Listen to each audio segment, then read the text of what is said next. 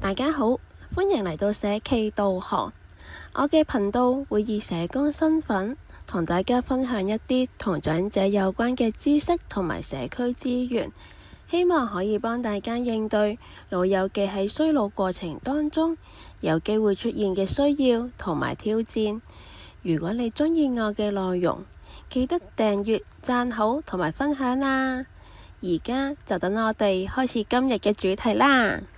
主題係長期護理服務簡介。隨住年齡嘅增長，好多老友記可能會面對日常生活嘅挑戰。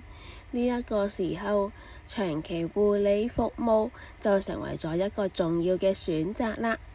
咁究竟乜嘢係長期護理服務呢？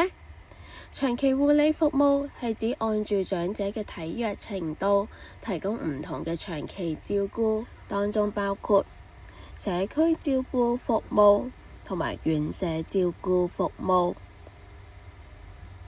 簡單啲嚟講，社區照顧服務就係為一啲暫時唔想或者唔需要入住老人院嘅長者提供社區照顧。社區照顧服務可以分為兩大類別。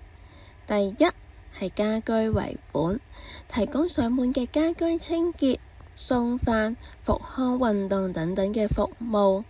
第二係終身為本，老友記日間就喺中心接受唔同嘅照顧服務同埋訓練，夜晚就可以返屋企休息啦。如果老友記嘅身體狀況唔容許喺屋企居住嘅話，亦可以選擇院舍照顧服務。院舍照顧服務即係俗稱嘅老人院，院舍入邊有護理員同埋護士，為有需要嘅老友記提供全天候照顧。服務可以細分護理安老院，專為身體機能比較弱嘅老友記而設。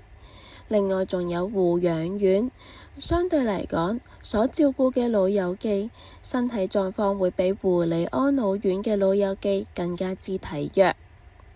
無論係社區照顧服務，亦或係院舍照顧服務，都需要經過安老服務統一評估機制進行評估，確定老友記嘅需要同埋身體狀況之後，先至可以輪候頭先所講嘅服務。所以下一集就會講解下咩嘢叫做安老服務統一評估機制啦。